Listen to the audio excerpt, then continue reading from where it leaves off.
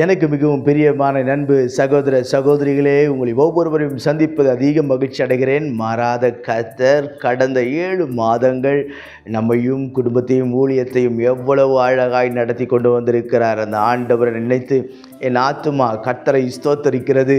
இந்த 8வது மாதத்தில் நம்மை கொண்டு வந்து நிறுத்தின என் ஆண்டவருக்கு கோடான கோடி ஸ்தோத்திரங்களை எடுக்கிறேன். நன்றாய் கவனியுங்கள்.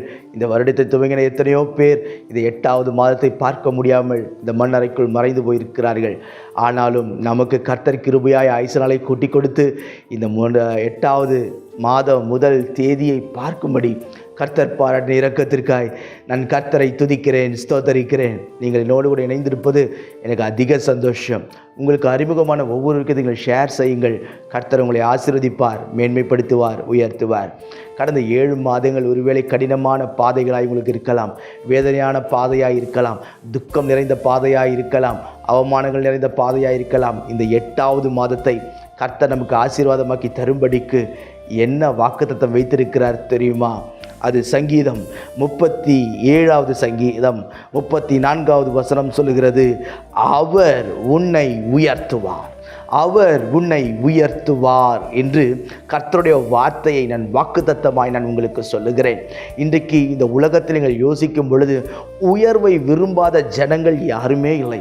எனக்கு எப்பொழுது உயர்வு வரும், எனக்கு எப்பொழுது அற்புதங்கள் நடக்கும், என்னுடைய சூழ்நிலை எப்பொழுது கர்த்தர் உயர்த்துவார், என்னுடைய நாட்களை எப்பொழுது கர்த்தர் உயர்த்துவார் என்று பல விருப்பங்கள் இருக்கலாம். ஆனால் இன்றைக்கு கர்த்தர் சொல்லுகிறார், இன்றைக்கு கர்த்தர் உங்களை உயர்த்த போகிறார். உங்களுடைய சூழ்நிலையிலிருந்து கர்த்தர் உயர்த்த போகிறார். உங்களுடைய பிரச்சனை கர்த்தர் உயர்த்த போகிறார்.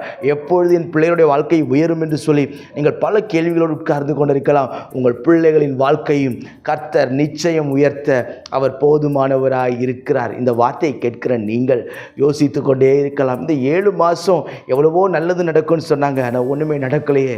நான் சொல்லுகிறேன், இந்த 8வது மாதம் இந்த வாக்குத்தத்தத்தின்படி அவர் உன்னை உயர்த்துவார், அவர் உன்னை உயர்த்துவார். இந்த வசனத்தை பார்க்கும் பொழுது நன்றாய் கவனிப்பு என்று சொன்னால் இதில் நீ நீ நீ என்கிற பதம் 3 முறை வருகிறது. அப்படி என்றால் இந்த வாக்குத்தத்தம் உங்களுக்குரியது, உங்களுக்கு தனிப்பட்ட வாழ்க்கைக்குரியது, உங்கள் வேலைக்குரியது, உங்களுடைய ஊழியத்துக்குரியது என்பதில் எந்த ஒரு சந்தேகமே இல்லை. இந்த வார்த்தையை கேட்கும் பொழுது நிச்சயமாகவே சொல்லுகிறேன், உங்களுக்குள்ளாக ஒரு நம்பிக்கை பிறக்கும், உங்களுக்குள்ளாக ஒரு விசுவாசம் பிறக்கும், உங்களுக்குள்ளாக கர்த்தருடைய கிருபை அளவில்லாமல் கரை புரண்டு ஓடும் என்பதில் எந்த ஒரு சந்தேகமே இல்லை. பிரியமான கர்த்தர் நம்மை உயர்த்த வேண்டும், கர்த்தர் என்னை மேன்மைப்படுத்த வேண்டுமே. ஆனால் நீங்களும் நானும் செய்ய வேண்டிய சில காரியம் ஒன்று உண்டு. கர்த்தர் நம்மிடத்தில் எதிர்பார்க்கிற காரியம் ஒன்று உண்டு. இன்றைக்கு கர்த்தர் அதைதான் சொல்லுகிறார், நான் உன்னை உயர்த்த ஆயத்தமாக இருக்கிறேன், நான் உன்னை கனப்படுத்த ஆயத்தமாக இருக்கிறேன்.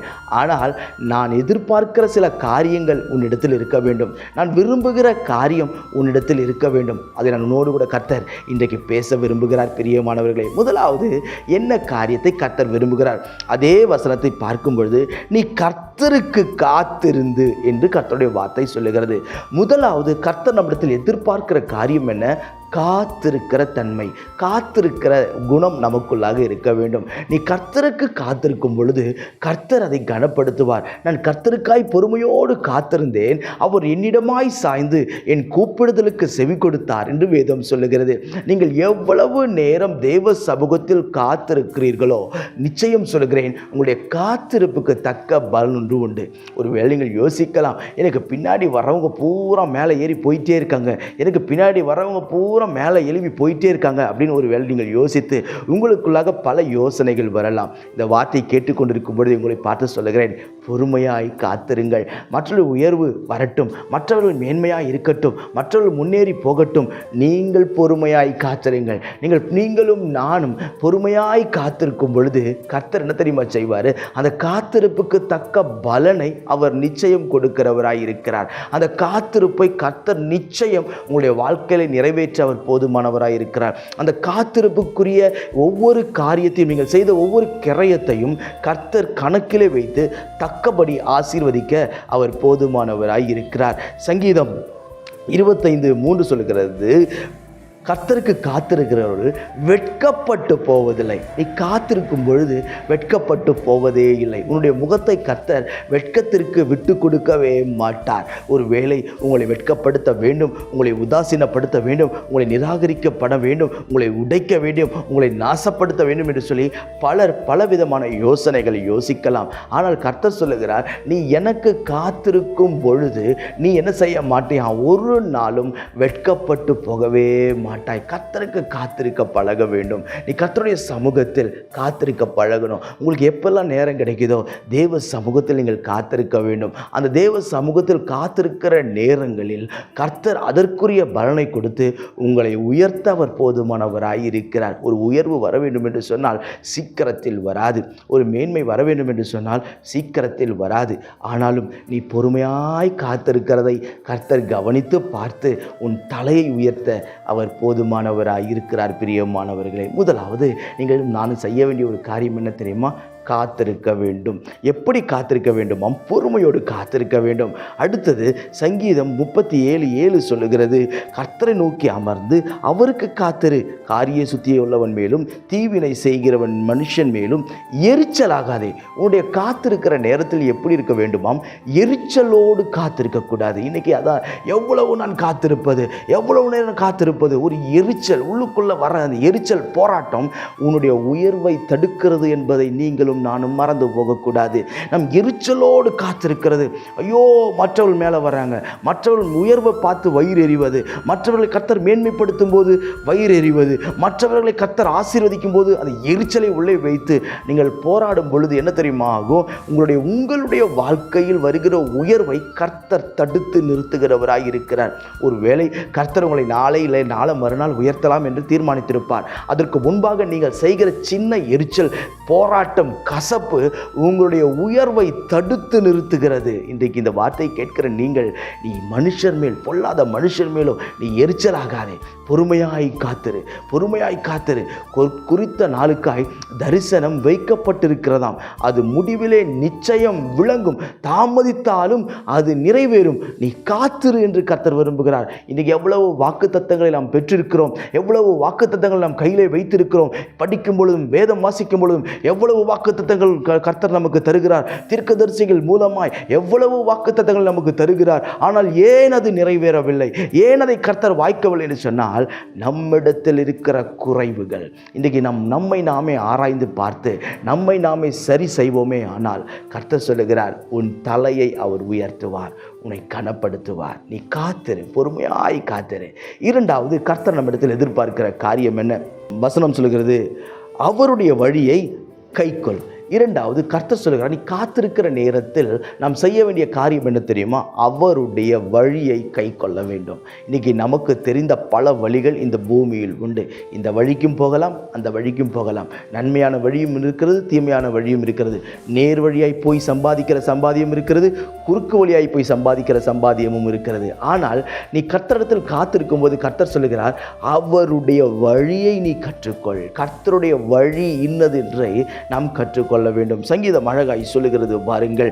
சங்கீதம் 32:8 சொல்லுகிறது, உனக்கு தேவனுடைய ஆலோசனை கர்த்தர் கொடுக்கிறார். உன்மேல் நான் கண்ணை வைத்து நான் உனக்கு எப்படி சொல்றேன்னா, ஆலோசனை கொடுக்கிறேன். இன்றைக்கு நமக்கு ஆலோசனைகள் தேவை, நமக்கு ஆலோசனைகள் தேவை. தேவ சமூகத்திலிருந்து வருகிற ஆலோசனை தேவை, தேவனுடைய பாதத்திலிருந்து வருகிற ஆலோசனை தேவை, தேவனுடைய வார்த்தையை கொண்டு வருகிற ஆலோசனை தேவை, தேவனுடைய மனுஷர்கள் மூலமாய் வருகிற ஆலோசனை நமக்கு தேவை. நாம் அவருடைய சமூகத்தில் காத்திருக்கிறோம், அவருடைய வழியை கை கொண்டு காத்திருக்க வேண்டும். ஆண்டவரே, இது தானியேலை நடத்துகிற வழி, இந்த கசப்பான பாதையில் தான் என்னை கொண்டு போக இருக்கிறீர், இந்த வேதனையான பாதையில் தான் என்னை கொண்டு போக இருக்கிறீர். போகட்டும் ஆண்டவரே, நீர் என்ன நடத்தினாலும் உம்முடைய வழியை மாத்திரம் விடாது நடக்க எனக்கு கிருபை தாரும் என்று சொல்லி நீங்களும் நானும் பொறுமையாய் காத்திருக்கும் பொழுது கர்த்தர் நிச்சயம் ஆசீர்வதிப்பார். நான் பேசுகிற வசனம் கேட்கிற உங்களுக்கு மாத்திரமல்ல, பிரசங்கிக்கிற எனக்கும் சேர்த்துதான். பிரியமானவர்களே, பிரசங்கிக்கிற எனக்கும் சேர்த்துதான். அவருடைய வழியை கைக்கொண்டு, அவருடைய வார்த்தையை கைக்கொண்டு, அவர் மேல் வைத்திருக்கிற விசுவாசம் நம்மை ஒரு நாளும் வெட்கப்படுத்தாது. அடுத்தது கர்த்தர் சொல்கிற ஒரு வார்த்தை என்ன தெரியுமா? அவர் உன்னை உயர்த்துவார், அவர் உன்னை உயர்த்துவார். வசனம் அழகாய் சொல்கிறது, உன்னை உயர்த்துவார். நீ காத்திருக்கிற காத்திருப்பு, அவருடைய வழியை கை கொள்வது, இதையெல்லாம் பரலோகம் கவனித்து பார்த்து அவர் உன்னை உயர்த்துவார். எப்படி உயர்த்துகிறார் தெரியுமா? அன்னாளை கவனித்து பாருங்கள்.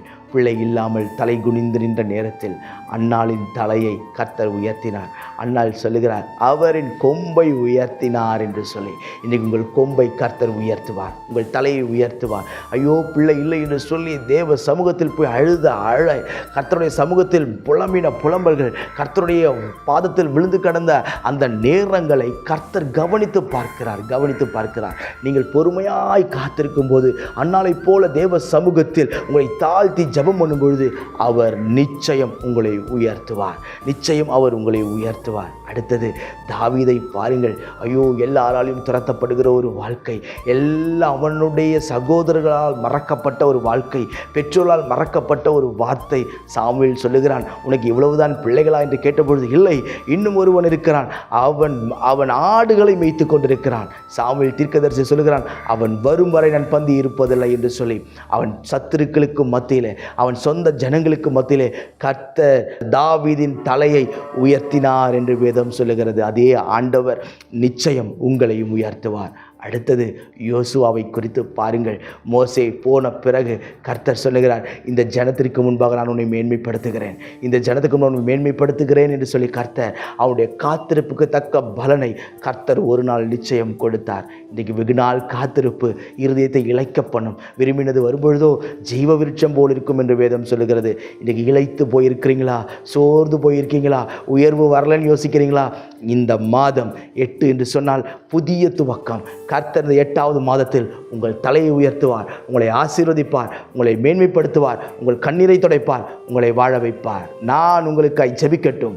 பரலோக பிதாவே, இந்த வார்த்தையெல்லாம் கேட்கிற அன்பு சகோதர சகோதரிகள் ஒவ்வொருவருக்காக நான் ஜெபிக்கிறேன். அவர் உங்களை உயர்த்துவார் என்று நான் பிரசங்கித்திருக்கிறேன். இந்த வார்த்தையின்படி கர்த்தரின் பிள்ளைகளின் தலையை உயர்த்தும்படிக்கு நான் ஜெபிக்கிறேன். மேன்மைப்படுத்தி உயர்த்துவீராக. தடைகள் நீங்கட்டும், ஆச்சரியமாய் நடத்தும். எல்லா புத்திக்கும் மேலான தேவ சமாதானம் இருதயத்தையும் சிந்தையும் ஆளுகை செய்வதாக நான் ஜெபிக்கிறேன். ஆண்டவரே, எந்த மனுஷனையும் மேன்மைப்படுத்த உடைய கரத்தினால் ஆகும் என்று வேதம் சொல்லுகிறது. இன்றைக்கு இந்த வார்த்தையை கேட்ட ஒவ்வொருடைய வாழ்க்கையும் கர்த்தரின் உயர்த்தும்படிக்கு நான் ஜெபிக்கிறேன். மேன்மைப்படுத்துவீராக ராஜா. ஸ்தோத்திரம். கடந்த 7 மாதங்கள் பிரச்சனையோடு, கஷ்டத்தோடும், துக்கத்தோடும், அவமானத்தோடும் கடந்து வந்த என் பிள்ளைகளுக்கு இந்த 8வது மாதம் ஒரு ஆசீர்வாதத்தின் மாதமாய் மாறுவதாக, நன்மையின் மாதமாய் மாறுவதாக, ஒரு உயர்வின் மாதமாய் மாறுவதாக, தடைகளை எல்லாவற்றையும் நீக்கி போடும்படிக்கு நான் ஜெபிக்கிறேன். கிருபையும் சமாதானமும் என் பிள்ளைகளை வாழ வைக்கட்டும். தடைகள் நீங்கட்டும், ஆச்சரியமாய் நடத்தும், மேன்மைப்படுத்தும். எல்லாவற்றிலும் ஒரு உயர்வை கொடுத்து ஆசீர்வதியும். அவரின் மன விருப்பத்தின்படி தந்தருளி உன் ஆலோசனை நிறைவேற்றுவார் என்று வேதம் சொல்லுகிறது. அதன்படியே கர்த்தாவே, என் பிள்ளைகளுடைய ஆலோசனை, மன விருப்பங்கள், ஆசைகள் எல்லாவற்றையும் நிறைவேற்றுவீராக. இப்படி ஊழியக்காரனாகிய நான் பிதா, குமாரன், பரிசுத்த ஆவியின் நாமத்தினாலே ஆண்டவரே, இந்த புதிய மாதத்தை நான் ஆசீர்வதிக்கிறேன். கிருபை பெருகட்டும். இயேசுவின் நாமத்தில் ஜெபிக்கிறேன் ஜீவனுள்ள பிதாவே. ஆமென், ஆமென், ஆமென். God bless you.